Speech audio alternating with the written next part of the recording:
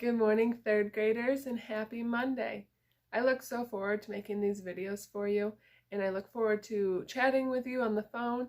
We have one more week and it is spring break, so stay tuned to my videos today and Wednesday and Friday, and then we'll have a week off, and then we'll see what happens after that. I hope you're all doing well and that you're staying active. I know it's been a couple rainy days, but there's also a lot of fun things you can do in the rain.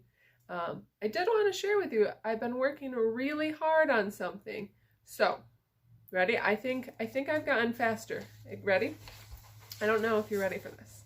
Okay, here we go. I went the little green frog one day. I went the little green frog. I went the little green frog one day, and his eyes went I too. Honk honk went the big black truck one day. Split splat went the little green frog. And his eyes didn't go anymore because he got licked up by a dog. Woof woof. Okay, a little bit faster this time. Ready? I went the little green frog one day. I went the little green frog. I went the little green frog one day, and his eyes went I too. Honk honk went the big black truck one day. Split splat went the little green frog, and his eyes didn't go anymore because he got licked up by a dog. Woof woof. Okay, I can go even faster. And I went the little green frog one day. I went the little green frog. I went the little green frog one day. And his eyes went I too. Honk honk went the big black truck one day. Split splat went the little green frog. His eyes didn't go anymore because he got licked up by a dog. Woof woof. And then I can go absolute fastest. Ready? Woof woof. Alright, so today's video, I am going to go through some of our worksheets. I'm kind of bummed that I didn't get any calls about you reading these sentences with the appropriate expression. Like, my toe hurts, my finger hurts, my eyeballs hurt. I have never been so exhausted in my life. Remember, class, you get what you get and you don't throw a fit. See, I think there's some of you that can do that better than me, but no one called me. Kind of a bummer, but I know you're probably still doing it. So keep working on these. I'm going to go over later the one for this week, which will have main idea, cause and effect, inferencing, author's purpose, and compare and contrast, and then a little bonus round at the bottom. So I'll go over that later. I'll go over this week's homework. If you want me to mail this to you, I can. I printed a ton of copies. They're just piled up in my office right now. So I would love to mail these. I'm going to work on creating that 100 currency bill. But I think if you've also done the assignments I have emailed to you, not just those 2 packets, because if you get those 2 packets done, you get 100 Heiser currencies. So comment below if you have those done. I'll give you a moment. Okay. So I think I'm going to give an extra $20 maybe. Comment also on how much you think I should give you for completing each of your homeworks. Normally I pay you $1, 1 Heiser currency if you complete a homework page. So maybe 5 Heiser currencies per homework page you finish. Keep working on this stuff. This is really important, and when we get back together, I want us to be on the same page. But also keep enjoying your family and the outdoors and playing different games. One last announcement before I start our lessons for today. Last week I gave you the goal of reaching 31,000 questions on IXL. We currently have 31,208. So nice job to those of you who have been really getting on IXL and answering all the questions. And then my goal for you this week is to get to 33,000 questions. Any friends know me? I thought that was the last announcement. It's not. There is a lot of exciting things happening this week. Your teachers love you so much. Miss Conley made this awesome video of all your teachers letting you know that. And that was emailed out to you by Mrs. Moore. And then we're also having a talent show this week. So I sent out a link about that. It's on the app called Flipgrid, and the password is in the email as well. And so show us your talents. Make a 5-minute video singing, dancing, being goofy. You could sing or fa, or whatever talent you want to show. So I would love to see your videos show up on our talent show board. I think that covers it. I sent out a mystery Doug for you to do as well. So rest of our lesson, we'll go over some types of measurement, and then I'm going to read The Secret Zoo, chapter 3, A Tale of Wonder. first things first, let's take a peek at our homework and then our reading page for this week. So the homework product, so multiplication and quotient, division problems, and then these are the same, and then we got a couple story problems, and we have some time. And this is what I really wanted to focus on because we didn't get much of an opportunity to go through time. So I'll do this one, and then I'm giving you a free answer, and then you can do this one. And then on the back, it also has a couple time questions as well. I do have a YouTube video that I posted a couple weeks ago going over time, so use that to help you as well. Draw the hands on the analog clock, write the time on the digital clock. 28 minutes after 4. So we are getting more into the 1 minutes versus the 5 minutes. So it says after 4, so my hour time is going to be after 4, but not quite 5. So I'm going to draw that there. See, it's not quite to the 5 yet. And then 28. 5, 10, 15, 20, 25, and then count each one of the small ones. 26, 27, 28. It's right here. It is 28 minutes after 4, so that means it is 4:28. So hopefully that helps you with the homework. Keep working on this. Just do one a day. All right, and then taking a peek over at this worksheet. Ooh, it printed funny. All right, so again, main idea, read the paragraph, identify what the story is mostly about, and then use 2 details from the paragraph to answer, it's about monarch butterflies. We've been learning about butterflies lately. All right, and then cause and effect. Read each sentence below, highlight the sentence that shows a cause and effect relationship. So I'll do number 1 with you. Jackie had ice cream all over her face, so it was sticky. Cause and effect. So cause to effect. So her face was sticky because she had ice cream all over it. So ice cream all over her face caused it to be sticky. Cause, effect. We talked once how causes and effects can just be a continual chain. Like one thing causes another thing, which causes another thing, and continuing on. So cause and effect, do this part and try your best. What is one thing that's causing another to happen? If you just want to underline, like it had snowed all day and Cam was cold. Cam was cold because it snowed all day. Just some way to show me that you're connecting the 2 ideas together. Inferencing, take a peek at this picture based off of things you know. What do you think is happening in this picture? And then read the paragraph and what is one word to describe Mom at the beginning of the story. So based off of what you read about Mom, what's a word you would use to describe her? And then taking a peek at the back.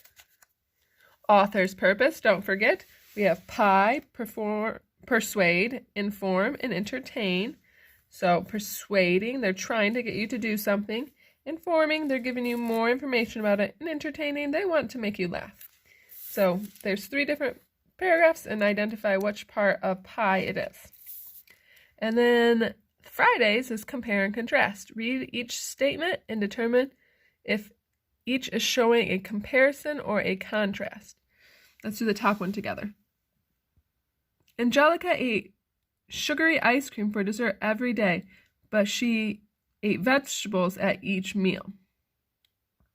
So read the statement and determine if it's showing, well, the word but right there kind of lets me know that it's a contrast. And we also know that vegetables and dessert are opposites. So we could say that this is a contrast. Okay, so finish that part. And then your bonus activity. What does the fox say? Luckily, we know the nonsense that comes out of a fox, thanks to the fantastic song. But what do all the other animals say? If they could actually talk, what do you think each of these animals would actually say to humans? So fill in what these say. What does the fox say? What does the fish say? Ooh, speaking of which, let's zoom on over across my floor and look at our fish. Oh, he's doing very well. I just fed him a little bit ago. Nice work, Sparky.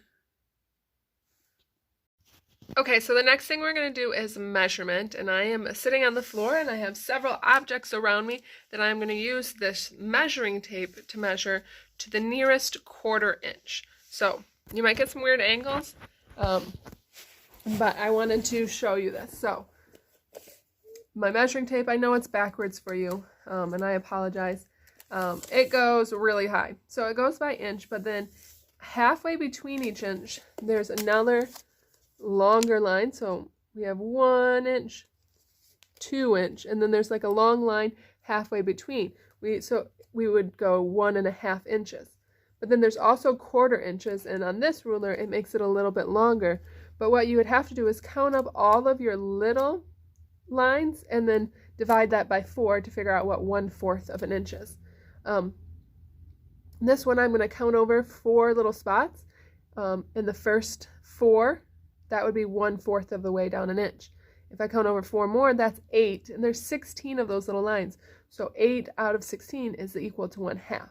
Then if I go a little farther and I'm at the 12th little line, 12 out of 16 is equal to 3/4. So that would be 3/4 an inch.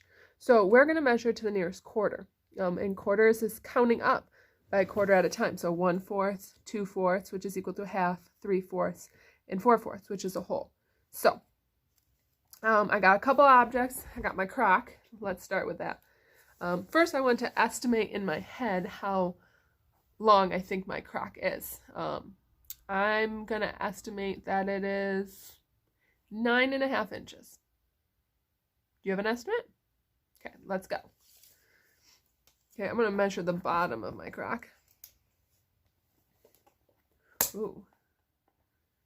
All right, to the nearest 1/4 inch, and this one actually stops right on an inch, right there. So it is exactly 11 inches. So let's look at my clipboard. I brought my clipboard home. So I'm going to measure this. Let's take an estimate. I see that it's bigger than my crock. I'm going to estimate 13.25 inch. Okay, let's measure it. Ooh. So it's past the 12, and it's like one little line before the 12.5, but I'm rounding to the nearest half. So this one is 12.5 inches. My clipboard is. Okay, and then I have my fancy blue pen. Take a guess at how many inches. Estimate how many inches you think this pen is going to be. All right, let's measure it. And it goes a little bit past the 5.5 mark. It's not quite to the 6, so I'm going to round to 5.5 because it's not even quite to 3/4. So my pen is 5.5. And then the last thing I'm going to measure is this beautiful yoga mat I'm on. It's pretty long. So I know this is going to be larger than my crock, and I could use my crock to guesstimate it. And we know that that was, what was it, 11 inches? 11, 22, 33, 44, 55, 66. I'm going to guesstimate or estimate that this yoga mat is 70 inches long. And also, sorry about the lighting changing. The sun is moving and clouds are going over it. The sun's not moving, clouds are going over it. So, let's measure my yoga mat. Ooh, all right. We'll lock it right there. So, it's just over 69. It wasn't quite to 69.5. It was more. It was at like the 4th little line. So we would say that's 69.25 inch. That's how long my yoga mat is. So I challenge you to go around your house and measure some things. See what to the nearest 1/4 inch different objects in your home are.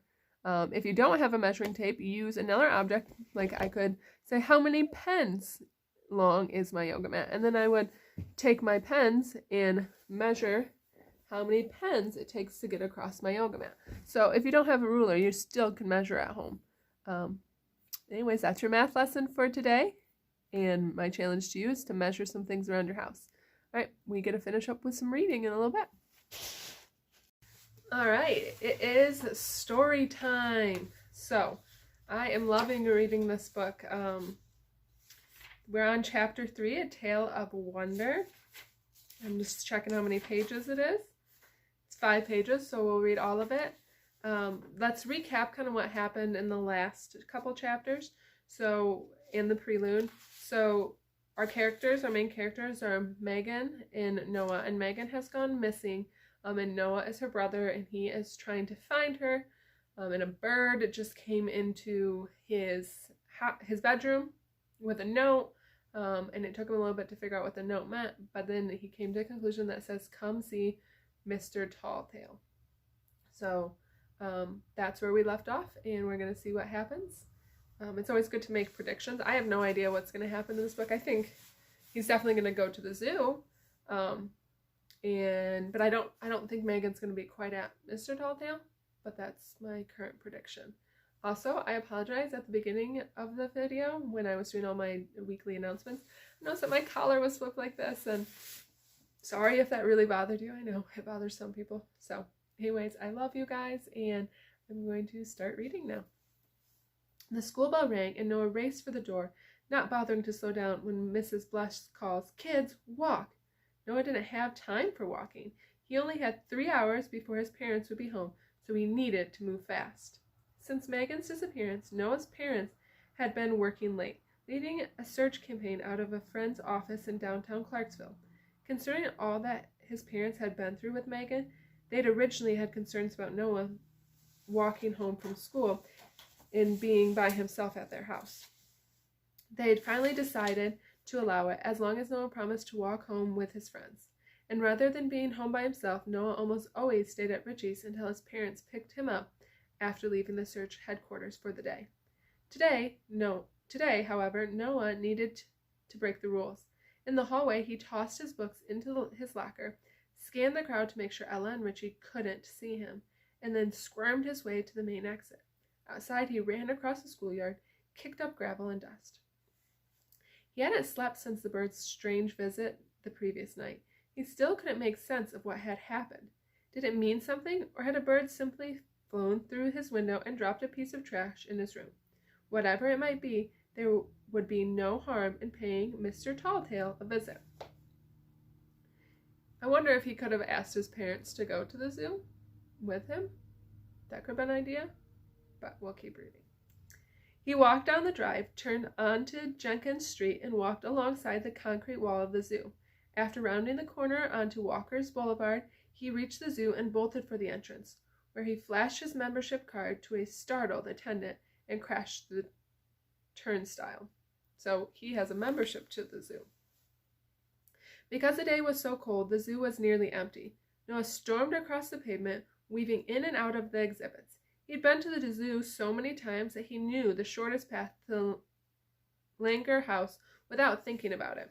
When he reached the small ivy-draped building, he pushed through the entrance, turned a corner, and nearly crashed into a small group of people.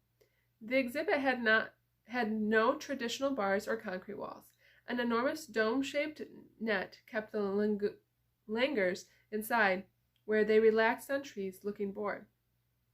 Their tails were so long that Noah wondered how the animals managed to keep them from becoming knotted in the branches. Mr. Talltail had the longest tail of all. As the monkeys rested on a high branch, his tail dangled below his rear end like a furry snake. Now that Noah was inside the exhibit, he felt a bit foolish. What did he expect to see? The visitors gradually wandered off, and the building fell silent. The Langers turned their eyes towards Noah occasionally, but they showed little interest in him. "Psst," Noah said. "Mr. Talltail?" The monkey ignored him. He was more interested in a large leaf that was trapped in the ceiling of the net. "Mr. Talltail, can you hear me?" The monkey picked a closer leaf, popped it in his mouth, and chewed casually. Okay, Noah muttered, scratching his head. Why am I talking to a monkey? The entrance door swung open, and a security guard stepped inside. He had a thatch of fire engine red hair and plump lips, and his face and arms were covered in freckles. "Hello," Noah said, feeling stupid and embarrassed.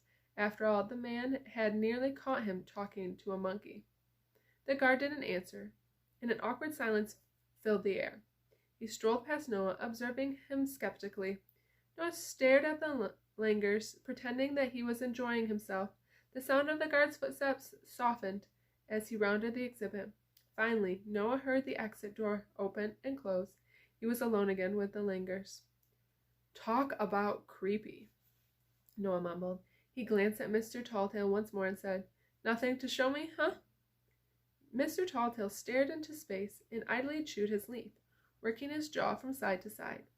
Feeling like an idiot, Noah decided to leave and turn towards the exit. At that moment, something fell on his shoulder, and in a reflex reaction, Noah swatted his back. He swung around and yelped. A long, black, furry thing slithered across his forearm. It jumped off and floated in the air. Then Noah realized that it was Mr. Talltail's tail. Seeing Noah turn to leave, the linger had leaped to the front of the net, deliberately poked out his tail and brushed it over Noah's shoulder. What's more, a slip of paper was wrapped in the tip. Noah knew it was crazy, but Mr. Talltail was handing him the paper. Okay, so if you're visualizing this in your head, Noah was about to leave, and all of a sudden a tail hits his shoulder. So Mr. Talltail has a really, really long tail. Because initially I pictured in my head like the tail being thrown at him and not attached to the monkey, but it is. It's just really, really long, and it has a note in it. Noah crept forward. He reached out his trembling arm and snatched the paper. "What is this?" he said. Mr. Talltail leaped back up to the tree and relaxed in his previous spot in the branches. He picked another leaf and chewed. His dark eyes gazed blankly into the distance as if nothing had happened. For a second, Noah thought he'd imagined the whole incident, but the paper was in his hand, crumpled, rippled, and spotted. A few Langer's hairs even clung to it. Noah opened it carefully. The moment he saw the message inside, he thought he'd faint. The front door creaked open again, and he thrust the paper into his pocket.